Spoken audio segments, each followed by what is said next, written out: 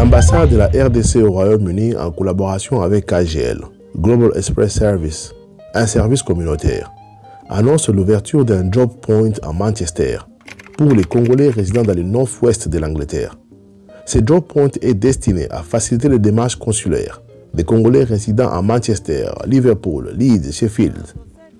Ces services permettent de remplir des formalités en ligne, de vérifier l'authenticité des documents, de participer à des entretiens par vidéoconférence avec l'ambassade, de faire des captures pour la demande de passeport au lieu de vous déplacer jusqu'à Londres. Une équipe de l'ambassade se déplacera à Manchester. L'identification des requérants est faite par Zoom et l'ambassade descend pour la capture qu'après qu'un nombre des applications soit reçu. L'adresse du Job Point, c'est MACO, Manchester Congolese Organization, situé sur 54 Crossley Street, postcode M18 8BA, à Gorton. Pour plus d'amples informations, contactez Pat Ambela au 074 48 48 85 22 ou John KMB au 079 47 25 53 06.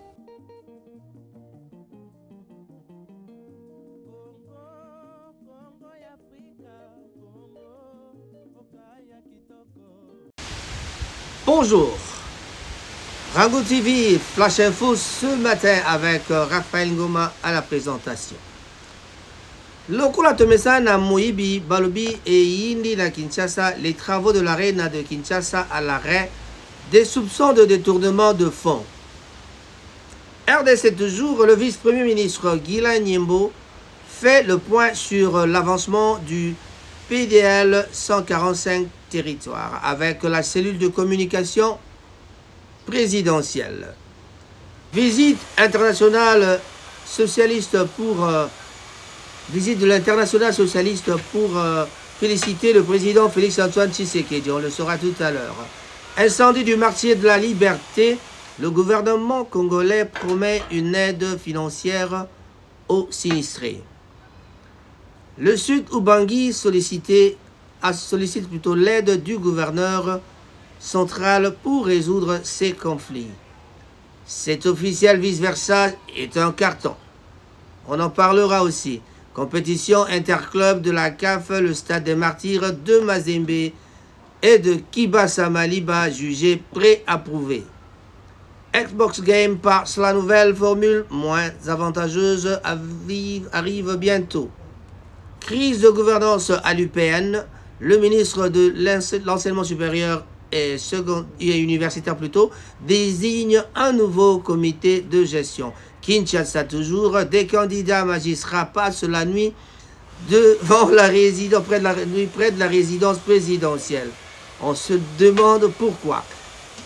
Le sexe de survie, un danger pour les femmes. Il s'agit donc des femmes qui font le sexe dans la rue. Bien sûr, dans les Kouzou. Violence à l'ISTA de Kolwezi, un enseignant harcèle et agresse une étudiante. Beauté, appel, prépare de nouveaux marques pour finir l'année en beauté. Voilà. On parlait de l'incendie du marché de la Liberté. Les victimes sollicitent la première ministre 3 jours pour présenter la liste des bénéficiaires éligibles à l'assistance du gouvernement. Farine arrivée au Grand Katanga, l'OCC appelé à enquêter sur les stocks encore sur le marché. On se rappellera que notre ami Julien Paloukou avait dit qu'il y a une cargaison de la farine qui est arrivée au Congo, mais c'est des farines périmées. Comme on s'amuse avec nos pays. À Ituri, 3 morts et une dizaine de personnes prises en otage dans une attaque des ADF à Bahaha. Les 3 étapes incontournables de toute la révolution, ridicule, dangereux, évident. À la Chopo, au moins 5000 nouveaux déplacés signalés à Bafouassende. Bahaba saboté, les ADF, 3 civils tués, un centre de santé incendié, une armée emportée, etc. La tempête des tropiques, violation du cessez-le-feu, les FRDC accablent le M23, RDF. Environ 100 maisons endommagées par la pluie, donc après la pluie, dans le territoire de Béni. Après l'incident contre les diplomates français, Kinshasa rassure Paris que de tels actes n'auront plus lieu. Gims, la sortie du clip Sois pas timide, prévue ce 31 août. Toujours dans le cadre de notre flash d'info, fin mandat, l'ambassadeur de la France présente à Félix Tshisekedi un bilan positif des relations entre les deux pays. Diddy Stone révèle le titre qu'elle considère comme la meilleure chanson de musique sébène. Oh là là, on en saura tout à l'heure. Ça, c'est quand même parmi les titres qu'on va essayer de développer, parce qu'on ne va pas développer tous les titres. Voilà. On parle de l'INAFoot désormais. Le championnat national s'appellera Illico League 1. Ligue 1. Excusez-moi pour le lapsus. Hein. Innovation technologique, Judith Swaminois. Innovation technologique, Judith Souminois plutôt. Tuluka invite les services publics à s'adresser désormais au génie des Congolais dans tous les domaines de la vie nationale. À Goma, il y a eu 3 blessés lors d'une fusillade au quartier Majengo. Là, c'était hier, je crois. Félix Tshisekedi et l'ambassadeur français en RDC regrettent l'attaque contre une résidence diplomatique française. C'est malheureux, mais c'est comme ça, c'est déjà fait. Enseignement primaire, enseignement supérieur et secondaire, Yvonne Ibebeke, nouvelle rectrice de l'UPN. Voilà. 10e congrès électif UNPC pour un processus électoral crédible. JUP se lance dans la sensibilisation des journalistes. Église catholique, Monseigneur Dominique Blumard est mort. C'est Monseigneur Blumard qui a célébré la messe qui a béni le mariage de notre ami grand frère Jossar Nyokalongo, le patron de Zaiko Langa Langa. Voilà, on va recommencer maintenant, on va aller en haut.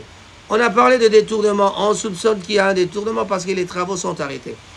On parle de quoi? Les travaux de construction de la future arena de Kinshasa ont brusquement été stoppés depuis un bon moment, on ne sait pas pourquoi. Pourtant, ce méga projet de salle du spectacle doté de 20 000 places devrait être livré pour les productions scéniques d'ici peu. Selon nos informations, le gouvernement avait donc accordé près de 120 millions de dollars américains pour la réalisation de cet équipement, alors que le devis initial s'élevait à 70 millions seulement. Or, l'entreprise chargée du chantier a suspendu les travaux, se soulève des soupçons. Ceci donc soulève des soupçons sur l'utilisation des fonds manquants. Une enquête pour traçabilité devait donc être ouverte pour l'inspection générale des finances. En entendant les conclusions, le ministre de la Justice aussi est appelé à se saisir du dossier. Un camouflet pour ce chantier emblématique censé doter donc Kinshasa de sa première salle. Oui, Kinshasa devra être doté d'une salle multifonctionnelle qui vraiment et qui sera donc une salle bien fermée. Chers amis, je ne peux pas passer sans oublier de dire bonjour à Mama Leki. Mama Leki, Motemayaki Silola, mon grand frère, à Bolton. Voilà. Les Congolais, ah bon, le Congolais a-t-il encore confiance à ses dirigeants? Est-ce que les Congolais basés sur la confiance dans les dirigeants? Toi, tu as confiance dans les dirigeants. On se pose la question. Et le Biboni. La manière dont le pays est dirigé n'est pas susceptible de créer la confiance de la population. Détournement des deniers publics, train de vie exorbitant, des institutions, népotisme, inflation, vie chère, guerre, etc. Juste tout ce qu'il faut pour se méfier d'une classe politique pourrie. Oh merde, ils sont méchants ces gens. Hein? En lieu et place d'hommes d'État, nous avons des hommes de main. En décembre 2023, nous avons cru aux promesses de campagne de ceux qui voulaient donc nous diriger pour les 5 prochaines années. Nous leur avons accordé des mandats aux élections du 20 décembre. Aujourd'hui, 8 mois après, donc ça c'était vraiment... donc, 8 mois ici, quoi. 8 mois après, tout le monde est déçu. Donc, les élections ne servent à rien. Voilà. Voilà, Tozongelbino, Namasolo, ça fait 1 heure on en parle. Champions pour leur ventre. Ils sont champions pour leur ventre. Tout ce qu'ils font, c'est remplir leur ventre. Nos dirigeants ont démontré qu'ils sont là d'abord pour leurs intérêts égoïstes.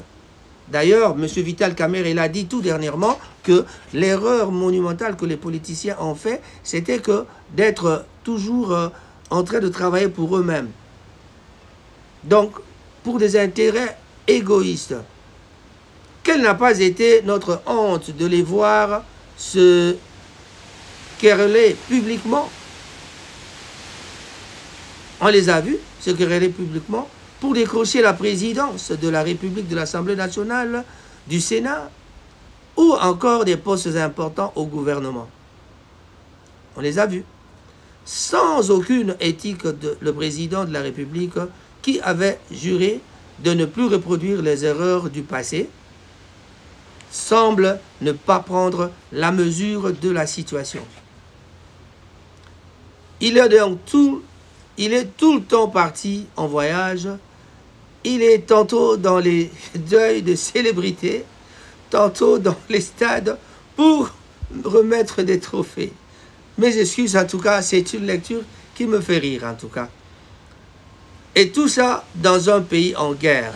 Voici pourquoi les Congolais ont totalement perdu confiance en leur classe politique, mais aussi au processus électoral. Depuis 2006, chaque cycle électoral produit le même type de dirigeants indignes.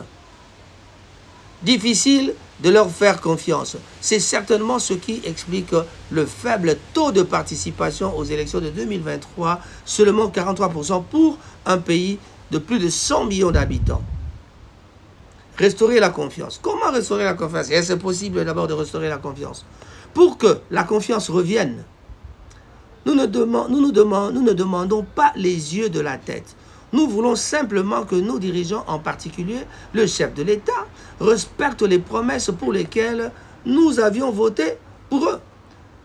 C'est entre autres mettre fin à la guerre dans l'Est, baisser le taux du dollar monnaie, baisser le train de vie des institutions, améliorer le pouvoir d'achat des citoyens, donner l'eau et l'électricité en permanence aux populations qui en manquent. Bref, réaliser, ce serait ce que 70% de ces promesses peut pousser les Congolais à reprendre confiance en leur gouvernement, à leurs gouvernants et au processus électoral.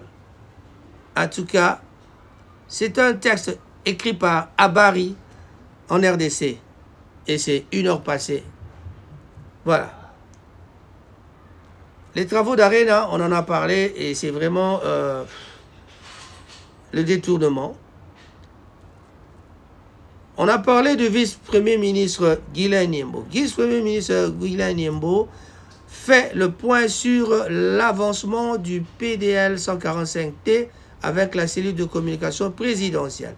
Kinshasa, le 27 août, le vice-premier ministre, monsieur le ministre du Plan et de la coordination de l'aide au développement, Guilain Nyembo, a tenu donc une réunion importante ce lundi avec une délégation de la cellule de communication de la présidence de la République.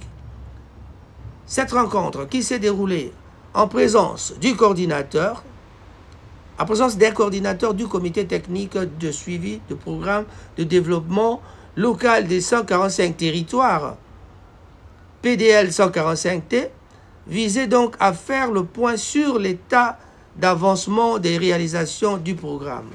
145 territoires, on risque de dire déjà que ce serait un échec déjà parce que jusque-là, on ne voit pas clair avec cette histoire. Donc la direction, donc la délégation conduite par le directeur général de la cellule de communication, CELCOM, de la présidence, Eric Nindou, a donc sollicité des données chiffrées, des images ainsi que des témoignages de bénéficiaires pour enrichir la stratégie de la communication autour du PDL 145 territoires. Ce programme phare, initié par le président de la République, Félix Tshisekedi Tshilombo, vise à renforcer le développement local à travers la construction d'infrastructures essentielles dans les 145 territoires. On ne va pas trop continuer avec ça parce que vraiment, ça élève. Préparatif du meeting Fayulu et CDC saisit Daniel Bumba. L'opposant congolais Martin Fayulu rentre ce samedi au pays après un séjour aux États-Unis. Son parti engagement pour la citoyenneté. Bon, SID, c'est engagement pour la citoyenneté et le développement. SID en sigle a informé le gouverneur de Kinshasa de son accueil à l'aéroport international de Njili et du meeting populaire prévu dans la capitale. Dans une lettre au gouverneur, M. Daniel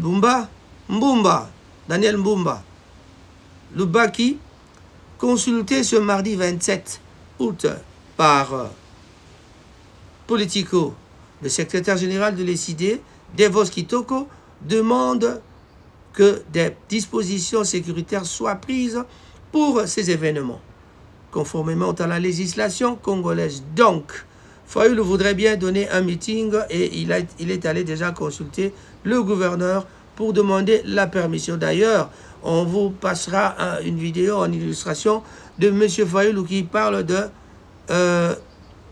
la cohésion nationale. En tout cas, Fayulu a dit qu'il nous faut la cohésion nationale. Sinon, ce sera la crise tout le temps. Crise de gouvernance à l'UPN. Le ministre de l'Enseignement supérieur désigne un nouveau comité de gestion. À Kinshasa, des candidats magistrats passent la nuit près de la résidence présidentielle. Qu'en est-il exactement? Pourquoi ils sont allés dormir là-bas? On se pose la question de savoir le pourquoi. Allez, voilà.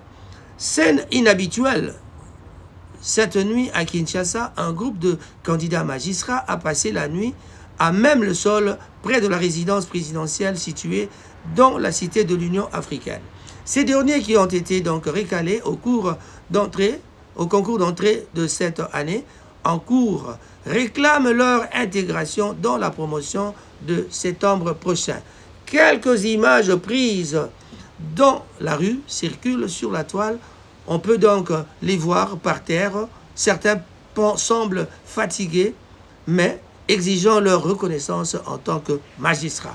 Les autorités judiciaires n'ont pas encore réagi, mais cette action inhabituelle risque de mettre davantage de pression sur les institutions compétentes en vue de résoudre ce cas. Voilà, c'est sur cette information que nous terminons cette édition de Flash Info que j'ai décidé de vous faire maintenant. Une nouvelle émission va voir le jour, ce sera la semaine ici. On attend encore le studio pour confirmer. En tout cas, nous allons recevoir les grands de Manchester. Qui sont les grands de Manchester? C'est-à-dire les gens qui ont vécu longtemps à Manchester. On va commencer à les recevoir un par un, parler de Manchester. Dire aux gens ce qu'a été Manchester avant, quelles sont les solutions pour améliorer. Parce qu'il y a quand même des conflits entre les gens. Mais pourquoi il y a des conflits? On va essayer d'en parler.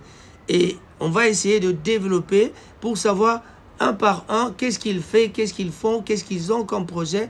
Et s'il y a des projets pour la ville de Manchester, eux, qu'est-ce qu'ils veulent faire de Manchester?